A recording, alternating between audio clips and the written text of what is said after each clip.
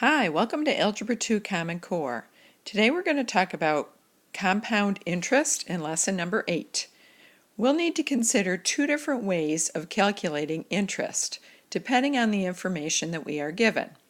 So looking at our first formula, we see that we will have to consider the number of compounding times per year. So this formula, A of t, is equal to P, which is the principal or the amount that is invested to begin with in the account, multiplied by 1 plus, then we're going to take our rate of interest, which is going to be given to us as a yearly rate. And of course, we're going to have to convert that over to a decimal. We're going to take that rate and we're going to divide it by how many times the interest is compounded per year. So that's our n value. Once we do that sum, we will then raise that to the n times t. So we'll need to consider the principal, the rate of interest per year, and the number of times it's compounded. T, of course, stands for how many years the money is in the account. So let's try this out with exercise number 1. How much would $1,000 invested at a nominal 2% yearly rate, compounded monthly, be worth in 20 years? Show the calculations that lead to your answer. So we want to know how much we're going to make after 20 years. So we want A of 20. The principal in this is $1,000. We're starting with $1,000 in our account. We're going to multiply that by 1 plus. You'll see that our interest rate is 2%, but that 2% is a yearly rate. So we're going to convert that to the decimal, 0.02.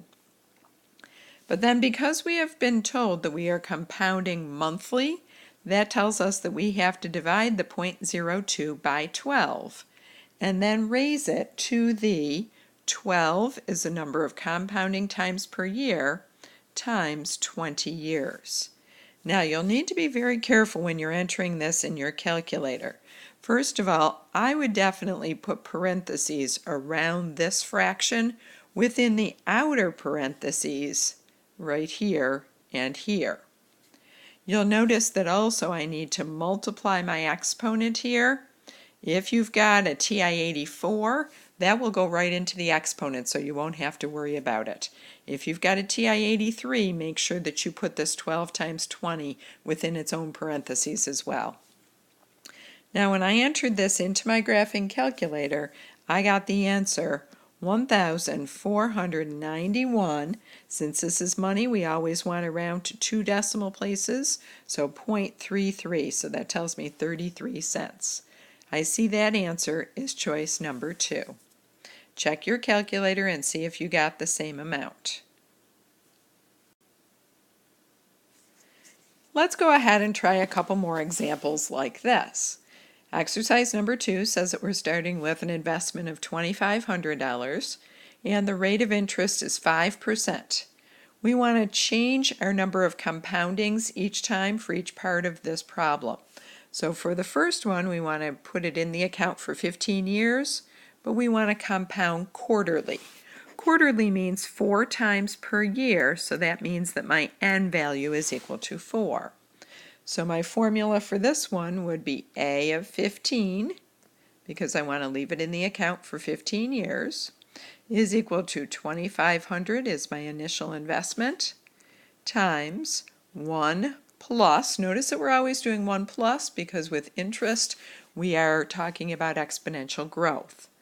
My rate of interest was 5%, so we're going to say 0.05, but because we're compounding it 4 times a year, we want to divide by 4, and then raise the whole thing to the 4 times 15 years.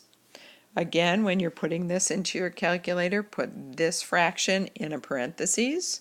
And if you've got an 83, also put this in parentheses.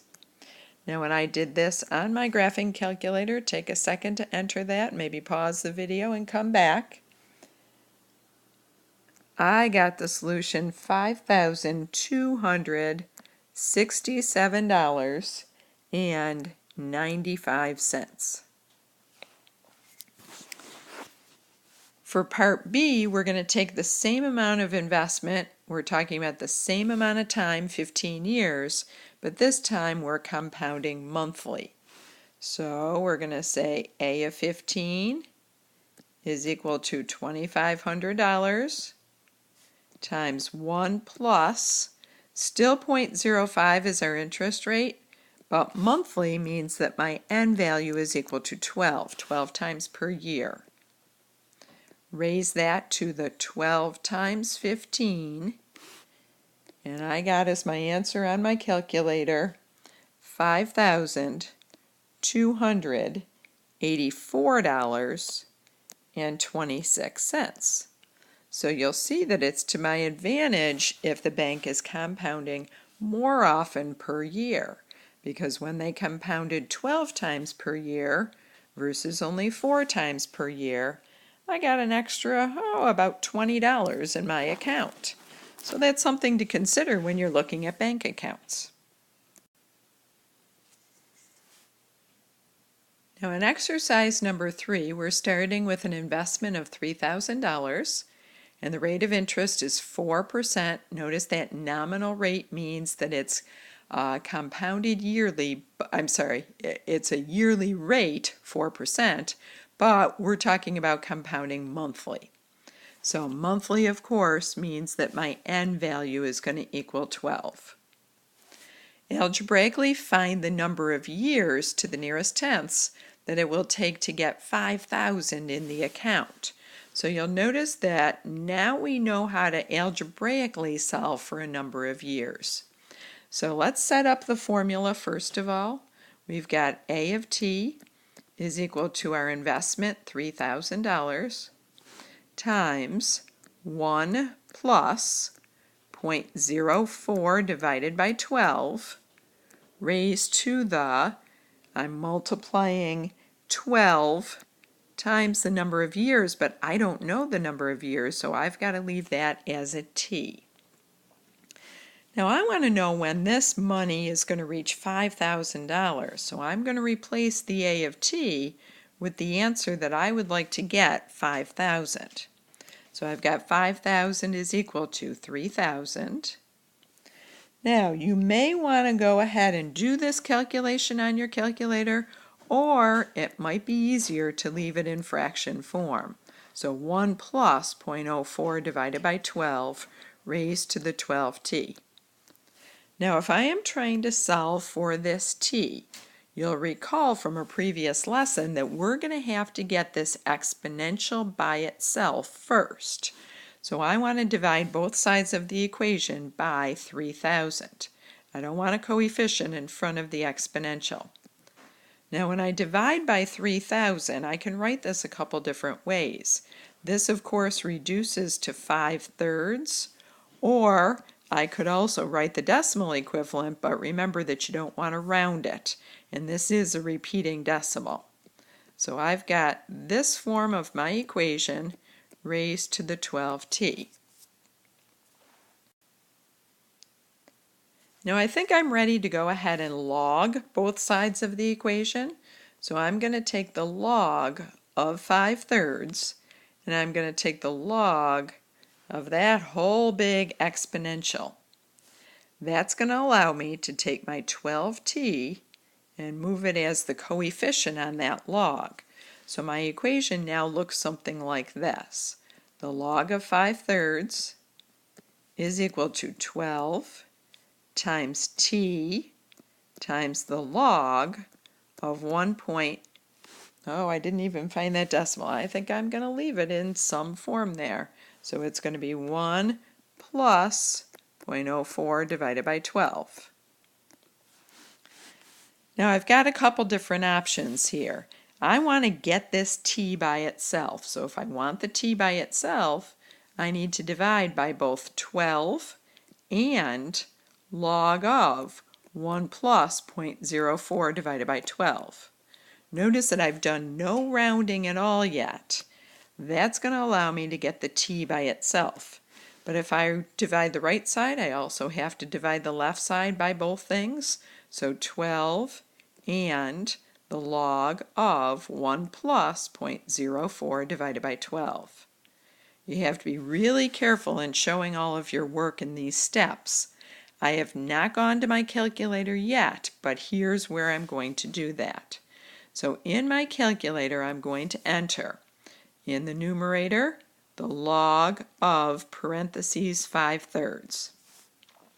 Then I'm going to divide by, but since I've got a product in my denominator, I've got to put this whole thing in parentheses so that everything gets divided.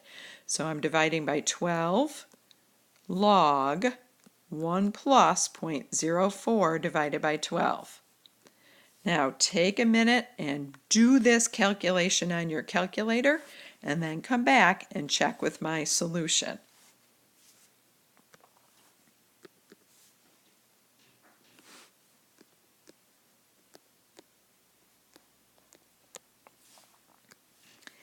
I got an answer of 12.8 years. Now if you had any trouble in getting that answer, go back and retype it in your calculator or see me in the morning. Maybe you're just entering something incorrectly on your calculator. You'll notice that this is a very complicated calculation. Now let's turn to page 16, the last page in your notes, where we're going to look at the other kind of compound interest. This is called compounding continuously. When I'm compounding continuously, the bank is actually using a computer to figure out the interest rate because it is continuously compounding. It's not a certain number of times per year. So I'm still going to have my initial principal, that's going to be the P. I'm going to have a yearly rate of compounding, that's my R, and I'm going to have the amount that I'm going to end up with, that's the A. You'll notice that this formula, A of t is equal to P times e to the RT, is a much simpler formula because it's based on the e exponential base that we talked about a few lessons ago. So let's try exercise number 4. A person invests $350 in a bank account that promises a nominal rate of 2%, continuously compounding. So as soon as I see those words, that tells me that I'm going to use this formula for my interest rate. So first of all, let's write the equation that we're going to use. A of t is equal to, the principal this time was $350, and we're multiplying by the base e, raised to the rate, of course, convert that rate over to a decimal, so 0.02 times t. How much would the investment be worth after 20 years? Well, that means that we want to find A of 20, so that's going to be equal to 350 e to the 0.02 multiplied by 20. And again, you've got to know your own calculator. If your calculator needs you to put this whole thing in parentheses, then do so. On my calculator, I ended up with an answer of $522.14. So check your work on your calculator and see if you got that answer. For part C, let's algebraically determine the time that it will take for the investment to reach $400, and we want to round our answer to the nearest tenth of a year. Because this says algebraically, that tells me that I can't just use my graphing calculator's table or graph to find the answer. I could, of course, use either of those methods to check my answer, but I'm going to have to show my algebraic work using logs. So I want my answer to turn out to be $400. So I take that equation in part A and say 400 is equal to 350 e to the 0.02 t. So you'll notice that we want to get the e by itself, so we're going to have to divide both sides of the equation by 350. Now when I did that, I actually left mine in fraction form, so that turns out to be 8/7. Again, you can use the decimal, but you can't round. So 8/7 is equal to e to the 0.02 times t. Now when I have an exponential equation where I'm trying to solve for the exponent and the base is e, this time I'm going to take the natural log of both sides because that's the log that we use when we have a base of e. To finish it off, I see that the natural log of e is equal to 1. Oops, let's take another step before that. the natural log of 8/7 would equal, let's take that exponent 0.02t and let's move it in front of the natural log of e. So I get 0.02t times the natural log of e. But from our work with natural log and e, we know that the natural log of e is 1. So I just need to divide both sides of this equation by 0.02. So I'm going to go to my calculator and I'm going to enter it this way. The natural log of 8/7 divided by 0.02. I'm not dividing by the natural log of 0.02 because on this side right here, the natural log and the e reduced to a 1. So on my calculator, when I enter that calculation, I see that t turns out to be 6.7 years. So it'll take 6.7 years for that amount to go to $400. Now in Part D it says, what's the effective annual rate for this investment? Round to the nearest 100th of a percent. So really we're just looking at our base. We're looking at our E, and we're seeing that it's being raised to the 0.02. Now it is being raised to the 0.02t, but I want to make that exponent be a t, so I want to look at this right here.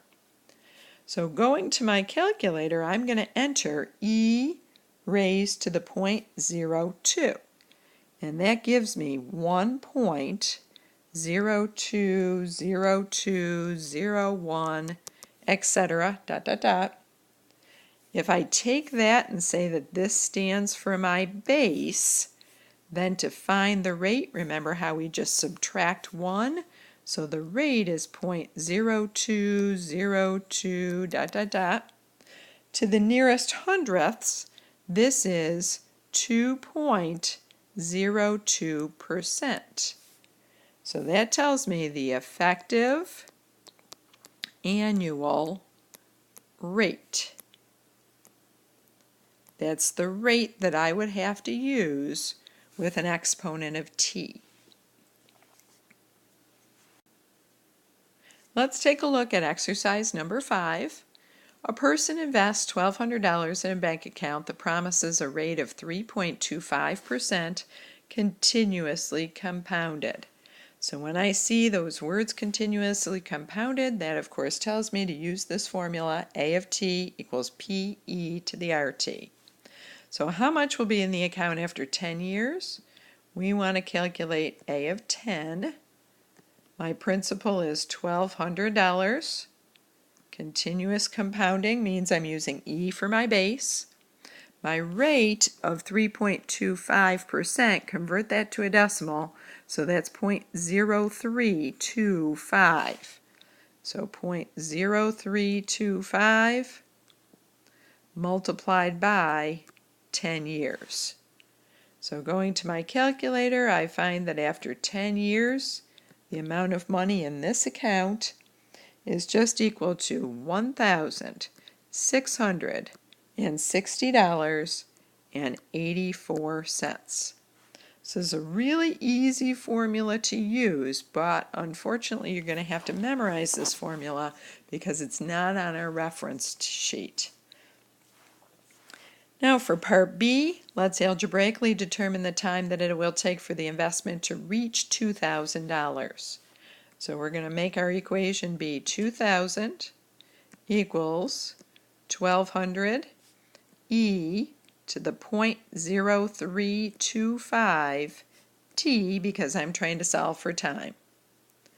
We want to get the exponential by itself, so let's divide both sides of the equation by 1,200. Again, I just reduce that in fraction form just because it's easier to enter a fraction in my calculator. So 5/3 is equal to e to the 0.0325t. Since the variable is in the exponent, I want to get rid of the base of e, so I'm going to natural log both sides. Again, I'm using natural log because the base of the exponential is in e. So when I do that, My next step is to say the natural log of 5/3 is equal to, let's take that exponent and move it in front of my natural log using my exponent rule. So 0.0325t times the natural log of e. So you'll see the calculations are a lot easier when I've got e for my base.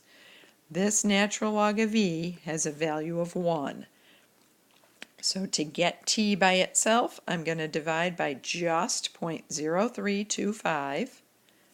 So the t that I'm entering into my calculator, natural log of 5/3 divided by 0.0325. So that's giving me, as a result, 15.7 years for my investment to go to $2,000 when I had continuous compounding. We'll practice a whole lot more in class with these compound interest formulas, but before class, please make sure that you've memorized both of the formulas. For compounding a certain number of times per year with an n value in my formula, and for compounding continuously with the e in the formula. Know both of those equations. Thanks, have a great night, and we'll see you in class.